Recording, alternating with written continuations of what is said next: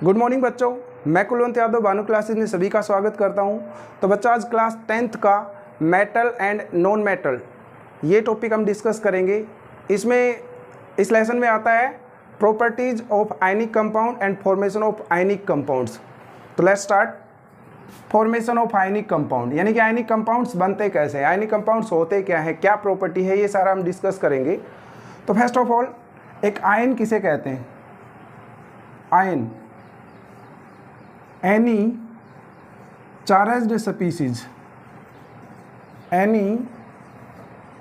species is called ion यानी कि वो सब्सटेंस जिस पर आयन कुछ प्रेजेंट हो उसको क्या कहें, उस पर जिस पर चार्ज प्रेजेंट हो उसको क्या कहेंगे? आयन।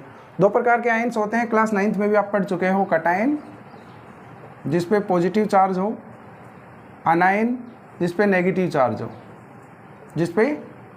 चार्ज हो, कटाइंस कैसे बनते हैं? लॉस ऑफ इलेक्ट्रॉन्स के कारण, और अनाइंस कैसे बनते हैं? गेन ऑफ इलेक्ट्रॉन्स के कारण। और जो एलिमेंट्स इलेक्ट्रॉन्स गेन करते हैं उन एलिमेंट्स को क्या कहते हैं बच्चों?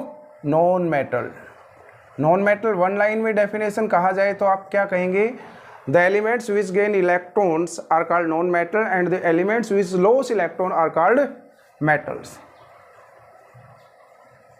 अब मेटल्स आयंस पॉजिटिव बनाती हैं क्योंकि वो इलेक्ट्रॉन्स लॉस करती हैं, और नॉन मेटल्स नेगेटिव बनाती हैं क्योंकि वो इलेक्ट्रॉन गेन करती हैं।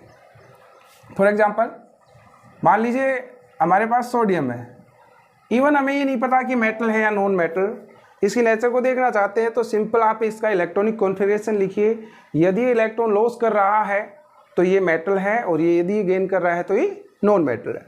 तो इसका इलेक्ट्रॉनिक कॉन्फ़िगरेशन हमने लिखा 281। पहला सेल K होता है Lm। तो क्योंकि इसको आउटरमोस्ट में 8 इलेक्ट्रॉन बनाने हैं, कहाँ से आया? ऑक्टेट रूल के हिसाब से। ऑक्टेट रूल क्या कहता है कि प्रत्येक एलिमेंट इस यूनिवर्स में अपने 8 इलेक्ट्रॉन पूरे करता है। कुछ स्मॉल एलिमेंट्स जैसे हाइड्रोजन, लिथियम, बेरिलियम, हीलियम, इन एलिमेंट्स को छोड़ करके और जो एलिमेंट्स है अपने आउटरमोस्ट में 8 इलेक्ट्रॉन पूरे करना चाहता है, ताकि उसका नोबल गैस कॉन्फ़िगरेशन हो, उसके 8 इलेक्ट्रॉन आउटरमोस्ट में हो जाए। तो ऑक्टेट रूल यही कहता है कि आउटरमोस्ट में यानी कि वैलेंस सेल में 8 इलेक्ट्रॉन कंप्लीट करना चाहता है एवरी एलिमेंट। 8 इलेक्ट्रॉन कंप्लीट करना चाहता है, यही ऑक्टेट रूल है। ओके, 8 इलेक्ट्रॉन कंप्लीट करने के लिए वो जरूरत पड़ने पर इलेक्ट्रॉन छोड़ भी सकता है, और कई एलिमेंट्स होते हैं जो इलेक्ट्रॉन गेन भी करते हैं। मेटल्स हमेशा इलेक्ट्रॉन लॉस करेंगे और नॉन मेटल्स हमेशा इलेक्ट्रॉन गेन करेंगे। ओके, जैसे कि मान लीजिए एक नॉन मेटल के बारे में और पढ़ें। अच्छा, इसी के बारे में और बताइए कि हमने इलेक्ट्रॉनिक कॉन्फ़िगरेशन लिखा। अब इसको आउटरमोस्ट में 1 इलेक्ट्रॉन है, अब इसको चाहिए 8। तो ये क्या करेगा? इसके पास 2 वे हैं, या तो ये 7 गेन कर ले या 1 लॉस कर ले। अब 7 इलेक्ट्रॉन्स इसको कहीं से मिलने वाले नहीं है, क्योंकि 7 इलेक्ट्रॉन्स के लिए बहुत ज़्यादा एनर्जी की नीडेड है, ज़रूरत है, वो नहीं मिलने वाली रिएक्शंस में। तो इससे बेटर है कि 1 इलेक्ट्रॉन लॉस कर दे और अपना 1 इलेक्ट्रॉन लॉस करके आउटरमोस्ट में 8 कंप्लीट कर ले। यानी कि सोडियम हमेशा 1 इलेक्ट्रॉन लॉस करता है क्योंकि इसको आउटरमोस्ट में 8 इलेक्ट्रॉन बनाने हैं, इसलिए। तो ये हमेशा क्या करता है? Na loss 1 electron and acquire positive charge. कोई नॉन मेटल का एक एग्जांपल लें या किसी एक और मेटल का एग्जांपल लें। जैसे मान लीजिए हमारे पास है एल्यूमिनियम 13, कॉन्फ़िगरेशन लिखा 283। अब आउटरमोस्ट में क्या है? 3। अब इसको 5 इलेक्ट्रॉन नहीं मिलेंगे, 3 लॉस तो कर सकता है। तो जैसे ही इसने 3 लॉस किए, इसके ऊपर 3 पॉजिटिव चार्ज आ जाएगा। तो एल्यूमिनियम 3 पॉजिटिव चार्ज शो क्यों करता है? Because it loss 3 electrons to complete its octet. जैसे ये 3 इलेक्ट्रॉन लॉस करेगा, इसके आउटरमोस्ट में 8 इलेक्ट्रॉन हो जाएंगे। राइट, ये तो था मेटल्स के बारे में, जो इलेक्ट्रॉन्स लॉस करती हैं और जो कटाइंस बनाती हैं। अब नॉन मेटल्स भी हैं। नॉन मेटल्स इलेक्ट्रॉन गेन करेंगी अपना 8 इलेक्ट्रॉन पूरा करने के लिए, अपना ऑक्टेट पूरा करने के लिए। For example chlorine 287। राइट बच्चों, अब ये क्या करेगा? इसको 1 इलेक्ट्रॉन की स्ट्रॉन्ग नीड है ताकि इसके आउटर मोस्ट में 8 इलेक्ट्रॉन पूरे हो सके। तो ये 1 इलेक्ट्रॉन गेन कर लेता है, chlorine electron 1 electron gain and change into Cl negative. तो इस तरह से इसका 8 इलेक्ट्रॉन कंप्लीट हो जाता है। क्योंकि इसने इलेक्ट्रॉन गेन किया है तो chlorine is a non metal. क्योंकि किसी की भी पहचान चाहिए तो आप कॉन्फ़िगरेशन से चेक कर सकते हो। आउटर मोस्ट में 8 पूरे करने के लिए इलेक्ट्रॉन गेन कर रहा है तो वो नॉन मेटल है, और इलेक्ट्रॉन्स लॉस कर रहा है तो वो एक मेटल है। फॉर एग्जांपल क्लोरीन एक नॉन मेटल है बिकॉज इसने इलेक्ट्रॉन्स गेन किए। ऐसे बहुत सारे एलिमेंट्स हैं। फॉर एग्जांपल आप फास्फोरस का भी ले सकते हो। फास्फोरस का कॉन्फ़िगरेशन 285, राइट बच्चों, 285। अब 8 इलेक्ट्रॉन कंप्लीट करने के लिए क्या करेगा? 8 इलेक्ट्रॉन कंप्लीट करने के लिए 3 इलेक्ट्रॉन्स का गेन करेगा, और जैसे ही 3 इलेक्ट्रॉन गेन करेगा इस पे 3 नेगेटिव चार्ज एक्वायर हो जाता है। क्योंकि ये गेन कर रहा है तो ये क्या है? एक नॉन मेटल। ओके बच्चों, कॉन्फ़िगरेशन लिखना आता है क्या सभी बच्चों को? कॉन्फ़िगरेशन, इलेक्ट्रॉनिक कॉन्फ़िगरेशन कैसे लिख रहा हूँ मैं? 281, 285, 287, ये किस बेस पर हैं?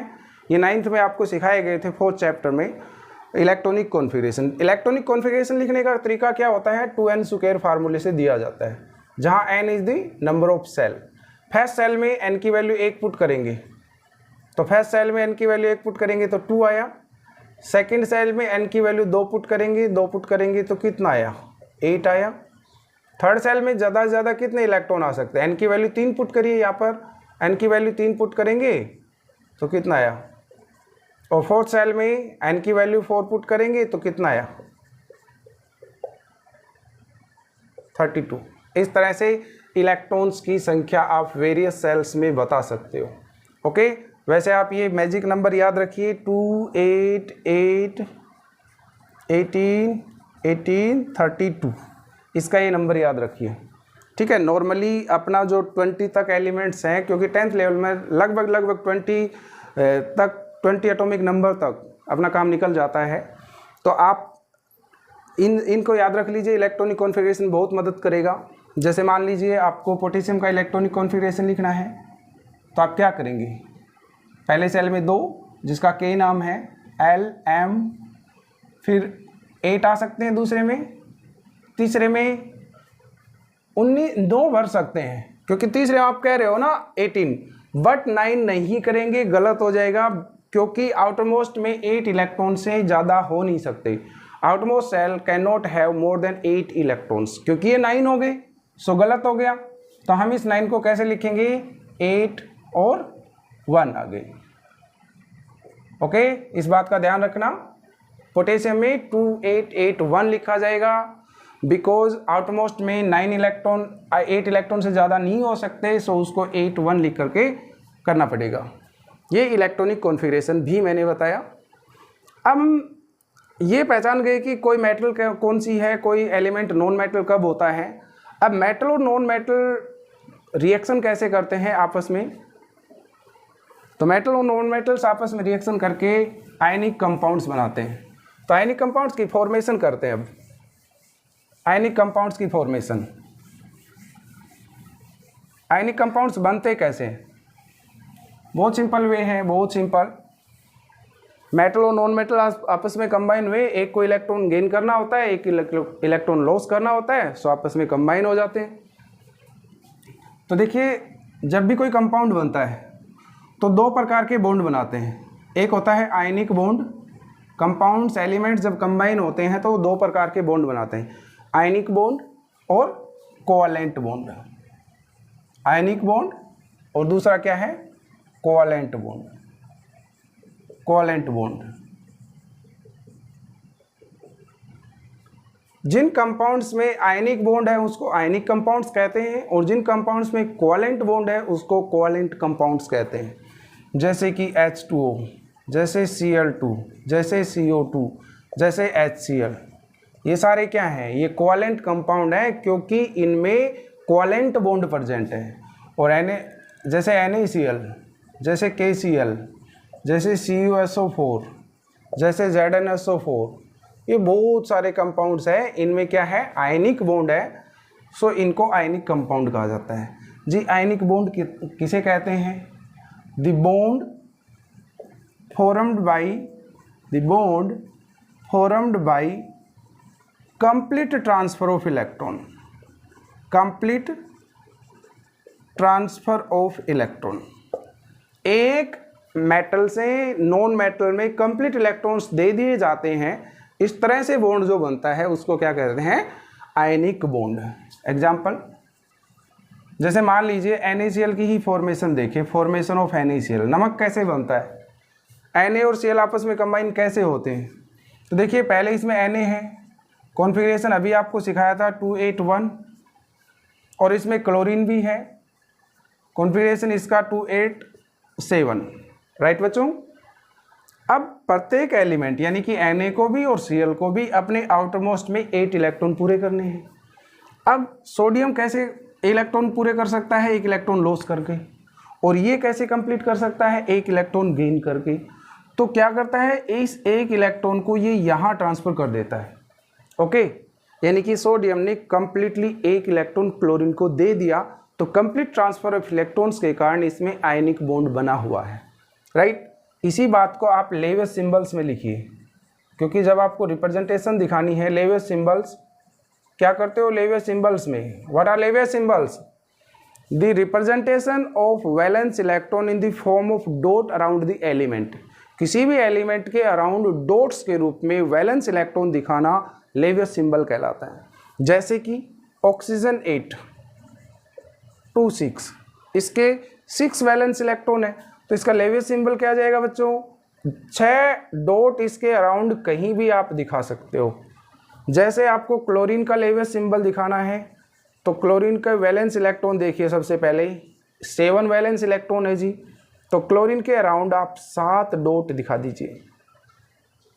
ऐसे ही सोडियम का दिखाना है, तो सोडियम का वैलेंस इलेक्ट्रॉन कितना है? 1। ओके, ये लेवेस सिंबल्स मैंने बताया क्योंकि अभी रिक्वायरमेंट पड़ेगी इसकी। अब NaCl में क्या होता है? Na एक इसका लेवेस सिंबल से दिखाइए, Na+Cl। क्लोरीन का लेवेस सिंबल क्या बताया अभी? 7 इलेक्ट्रॉन्स है इसमें, 7 इलेक्ट्रॉन्स। अब क्या हो रहा है? एक इलेक्ट्रॉन सोडियम क्लोरीन को ट्रांसफर कर रहा है, तो आप यहाँ ऐसे दिखिए। अब क्योंकि सोडियम ने इलेक्ट्रॉन छोड़ा है तो इस पर पॉजिटिव आ गया, और क्लोरीन ने गेन किया है तो इस पर नेगेटिव आ गया, और सिंपली नेगेटिव पॉजिटिव ना दिखा करके आप इनको ऐसे शो कर सकते हो NaCl। ये NaCl की फॉर्मेशन है। अब बहुत सारे कंपाउंड्स है, आपके NCERT क्वेश्चन है, जैसे कि एक NCERT बुक में ही एक और प्रॉब्लम है, NaCl के बाद MgCl2। MgCl2 की फॉर्मेशन दिखाते हैं बच्चों। MgCl2 की कैसे बनता है? MgCl2 की फॉर्मेशन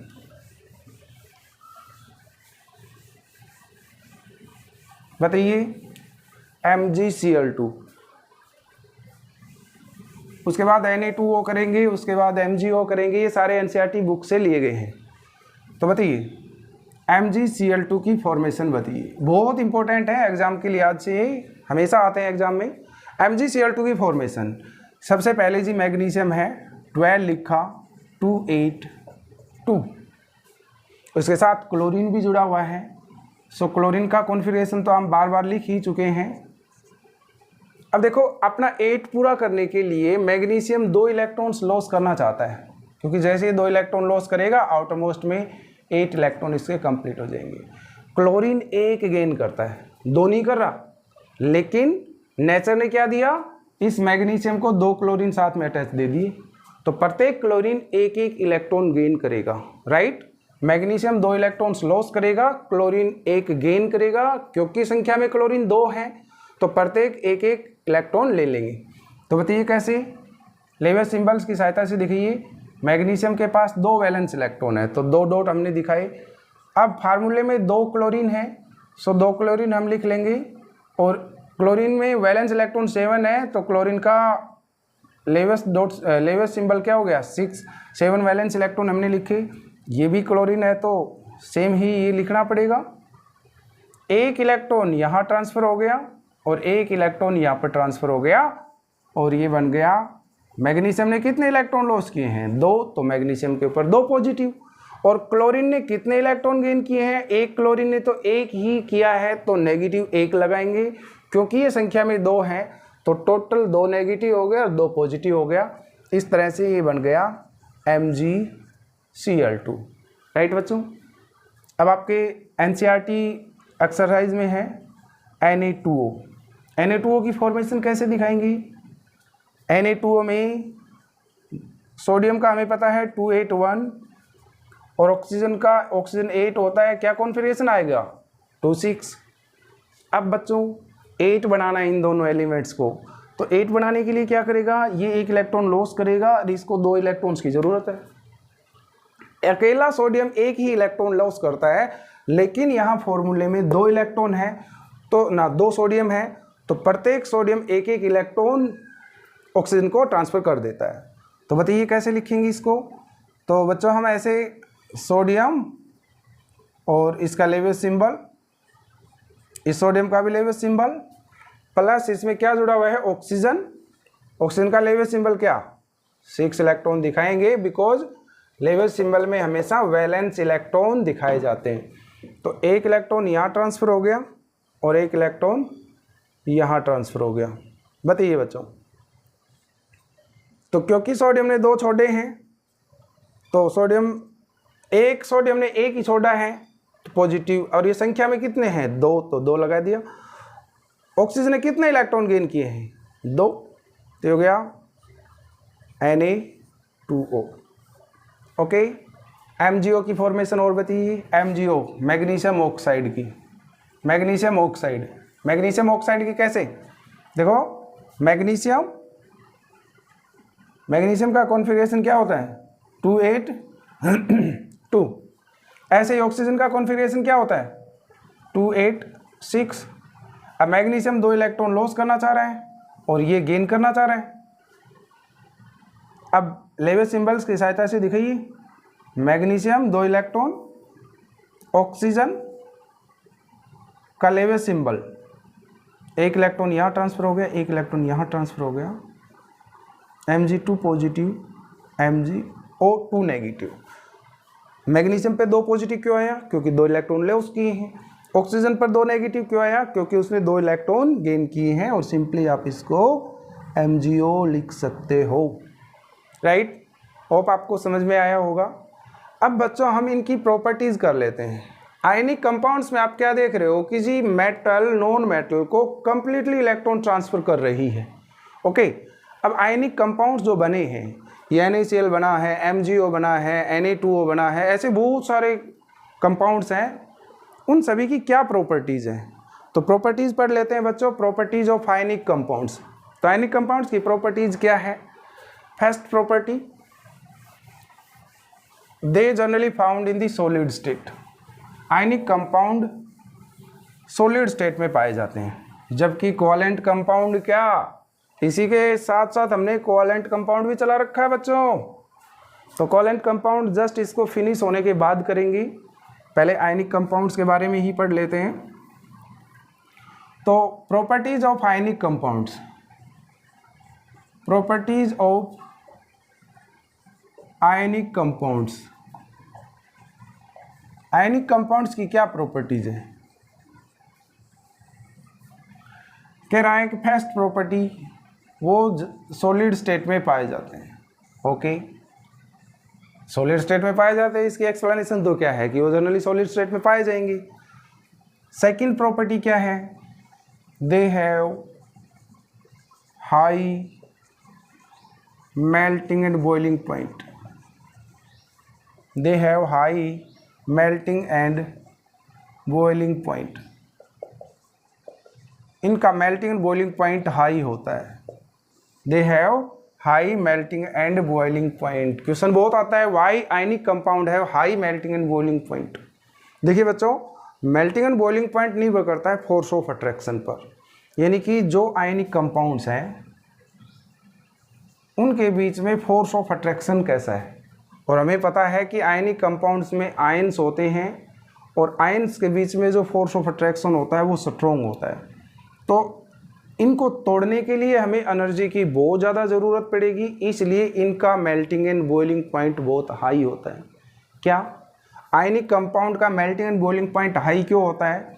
आपका आंसर रहेगा because ionic compounds have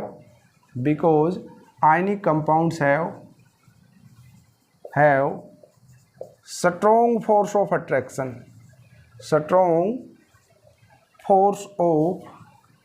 attraction between oppositely charged ions. So large amount of energy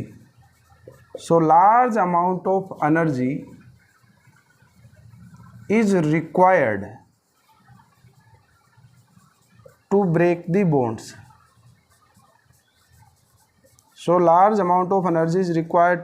bonds.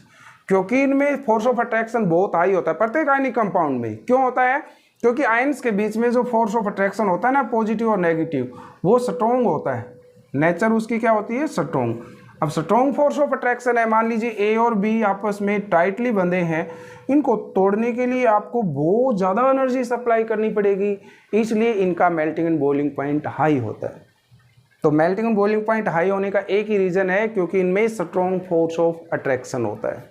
Okay बच्चों, थर्ड इनकी प्रॉपर्टी है कि they are insulator in the solid state. They are electrical insulator, लिखें, they are electrical insulator in solid state.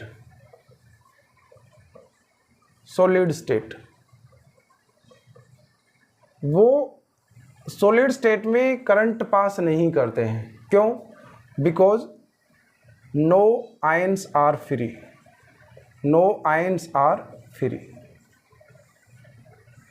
जैसे नमक है, solid state में है, कोई भी आयन्स फ्री नहीं है। करंट को ले जाने वाले दो ही तो होते हैं, या तो फ्री आयन्स चाहिए या फ्री इलेक्ट्रॉन्स चाहिए। अब इलेक्ट्रॉन्स इनमें पहले भी नहीं थे, आयन्स हैं इनमें, वो भी फ्री नहीं है। क्यों फ्री नहीं है? क्योंकि Na के साथ Cl बंधा हुआ है, तो दोनों ही आयन्स फ्री नहीं है। सो करंट इनमें सॉलिड स्टेट में पास नहीं होता, बिकॉज आयन्स फ्री नहीं है। लेकिन इनको यदि पानी में घोल दिया जाए, यानी कि एक्वस सॉल्यूशन बना दिया जाए, या इनको मेल्ट कर दिया जाए, यानी कि इनको पिघला दिया जाए, तो इनमें करंट पास हो जाता है। बहुत इंपॉर्टेंट क्वेश्चन है, बहुत इंपॉर्टेंट क्वेश्चन पूछा जाता है ये, कि आयनिक कंपाउंड सॉलिड स्टेट में है तो इंसुलेटर क्यों है, और जब इनका एक्वस सॉल्यूशन बना दिया जाता है, इनका एक्वस सॉल्यूशन यानी कि पानी में इनको घोल दिया जाता है, या मोल्टन स्टेट में ले आए, मोल्टन मतलब पिघला करके, मोल्टन स्टेट में ले आए, तो ये करंट पास करते हैं। क्यों करंट पास करते हैं? क्यों? तो आपका सिंपल सा आंसर है कि जी सॉलिड स्टेट में कोई आयन्स फ्री नहीं है, नो आयन्स फ्री, मैं बता चुका हूँ, no ions free, so current pass नहीं करेंगे, क्योंकि चार्ज कैरियर नहीं है कोई भी। लेकिन जैसे इनको पानी में घोलते हैं, आयन्स फ्री हो जाते हैं, आयन्स फ्री होने के कारण वो करंट को आसानी से पास कर देते हैं। तो क्या हो गया बच्चों, बताइए? तो सेकंड प्रॉपर्टी क्या होगी? थर्ड प्रॉपर्टी, सेकंड तो हो चुकी है, third property, current aqueous solution में क्यों पास करते हैं? जैसे नमक को मैं घोलता हूँ, जैसे मान लीजिए मैंने नमक को, NaCl को पानी में घोल दिया, तो क्या होगा? इनके बीच जो फोर्स ऑफ अट्रैक्शन है ना, वो पानी तोड़ देगा, क्योंकि पानी का डाइलेक्ट्रिक कांस्टेंट बहुत हाई होता है, इनके बीच फोर्स ऑफ अट्रैक्शन को तोड़ देगा, दूर दूर कर देगा। तो आयन्स अब फ्री हो गए, आयन्स फ्री हैं अब। तो फ्री आयन्स की प्रेजेंस के कारण ये इलेक्ट्रिसिटी का कंडक्शन करने लग जाते हैं। ओके, तीन प्रॉपर्टी अभी तक हुई हैं। एक तो सॉलिड स्टेट, ये सॉलिड स्टेट में पाए जाते हैं। दूसरा है इनका मेल्टिंग बॉइलिंग पॉइंट हाई होता है, बिकॉज इसमें स्ट्रॉन्ग फोर्स ऑफ अट्रैक्शन है। तीसरा है कि ये सॉलिड स्टेट में इलेक्ट्रिकल इंसुलेटर होते हैं, लेकिन इनको एक्वस सॉल्यूशन बना दिया जाए या मोल्टन स्टेट में ले आए तो करंट पास हो जाता है। क्यों पास हो जाता है? क्योंकि आयंस फ्री हो जाते हैं, आसानी से चार्ज का कैरियर मिल जाता है, इनको आसानी से करंट पास हो जाएगा। ओके, जबकि सॉलिड स्टेट में क्या होता है, कोई आयंस फ्री नहीं होते, नो आयंस आर फ्री। इनकी फोर्थ प्रॉपर्टी है दे आर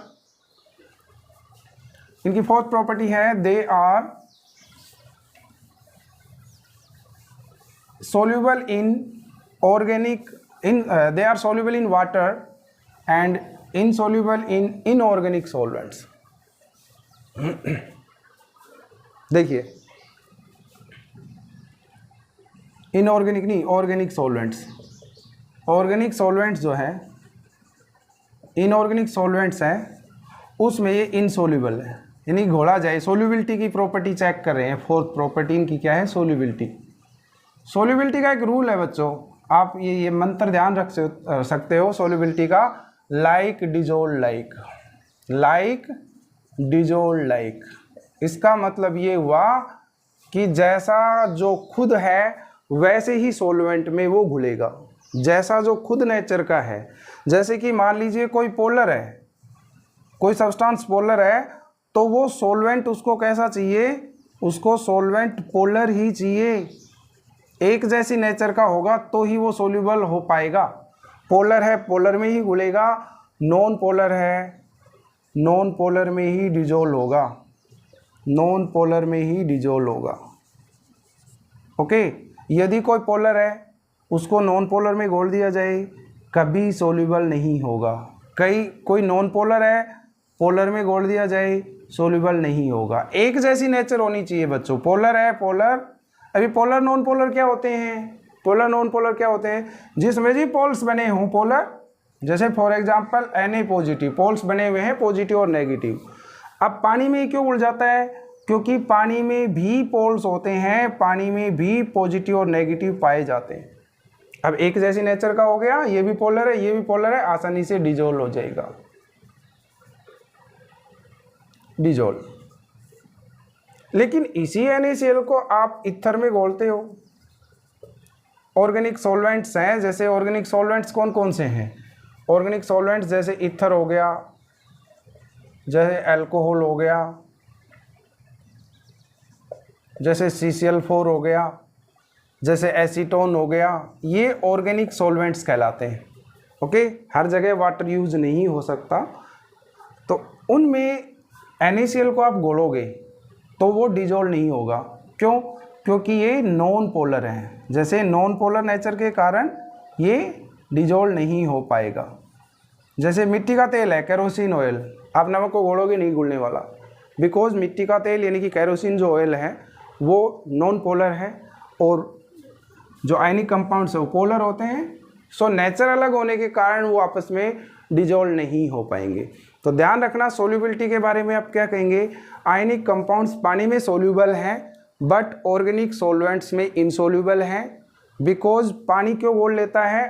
पानी का डाइलेक्ट्रिक कांस्टेंट हाई होता है, सो आसानी से बॉन्ड्स को तोड़ करके अपने आप में डिजोल्व कर लेता है आयनिक कंपाउंड्स को, जबकि जो ऑर्गेनिक सॉल्वेंट्स हैं वो ऐसा नहीं कर पाते।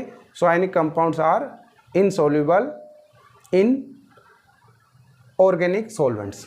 ओके बच्चों, आज के लिए इतना ही, मिलते हैं नेक्स्ट वीडियो में। Thanks a lot.